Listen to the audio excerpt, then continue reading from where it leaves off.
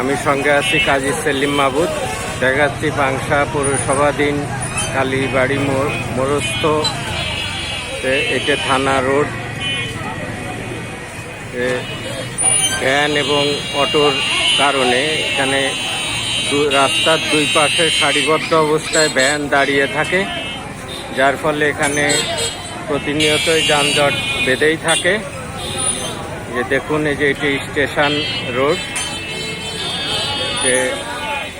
এই যে van auto দাঁড়িয়ে আছে তার যাত্রী সন্ধানে। যে এখানটায় যে দাঁড়িয়ে আছে অটোগুলো সব যাত্রীর জন্য সারিবদ্ধভাবে দাঁড়িয়ে আছে। যে ভ্যান,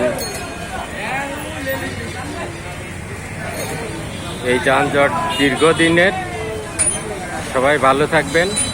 সংশ্লিষ্ট সবার দৃষ্টি জন্য এই কালীবাড়ির মোড়ের এই যানজট নিরসনে থাকে, এই আশাবাদ ব্যক্ত করে আমি কাজী সেলিম মাহবুব বিদায় নিচ্ছি। ধন্যবাদ।